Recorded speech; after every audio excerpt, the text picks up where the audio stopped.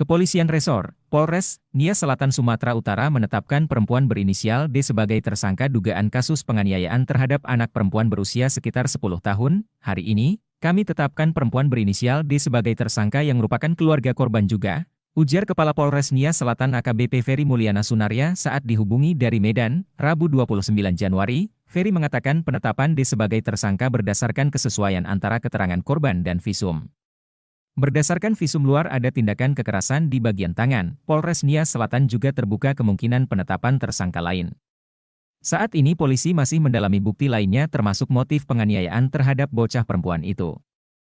Untuk motif terhadap penganiayaan, masih didalami oleh petugas, kata Kapolres. Kasus ini terungkap setelah beredar video viral merekam kondisi seorang bocah perempuan di Nias Selatan dengan kaki patah. Kaki bocah perempuan itu tak beraturan, diduga karena dianiaya anggota keluarga dan kerabatnya.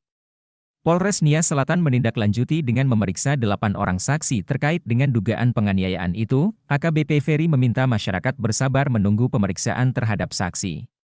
Saksi tersebut dalam 1 atau 2 hari ini terkait dengan dugaan penganiayaan. Ia memastikan mengusut hingga tuntas kasus tersebut dan akan memberikan pendampingan kepada korban hingga kasus ini tuntas. Sebelumnya diberitakan bocah perempuan berusia 10 tahun berinisial NN, asal Nias Selatan harus menanggung derita berkepanjangan akibat dugaan penganiayaan yang dilakukan keluarganya. Sejak kecil, NN hidup tanpa kedua orang tua dan diasuh oleh sanak keluarga yang seharusnya melindunginya.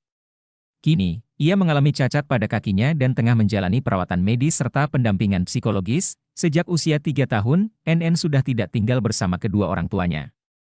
Kakeknya merawatnya setelah ayah dan ibunya bercerai dan pergi merantau. Menurut informasi dari kakeknya, kedua orang tua korban sudah bercerai. Ayahnya ke Aceh, ibunya ke Medan. Tapi nggak tahu di mana, ujar Kapolres Nias Selatan. AKBP Ferry Mulyana Sunaria. Namun, NN tidak memiliki dokumen resmi seperti akta kelahiran atau kartu keluarga, sehingga status kependudukannya tidak jelas. Kasus NN mencuat setelah sebuah video viral di media sosial yang memperlihatkan kondisi tragisnya. Dalam video yang diunggah akun Facebook Leader Giawa pada 26 Januari 2025, NN terlihat berada di sebuah puskesmas dengan kondisi kaki yang tampak patah. Polisi menduga NN mengalami kekerasan dalam rumah tangga yang dilakukan oleh tantenya, D. Hasil pemeriksaan awal menunjukkan NN mengalami luka lebam pada paha akibat dicubit. Dugaan penganiayaannya dengan mencubit sehingga mengakibatkan luka lebam biru pada paha kanan atas bagian depan.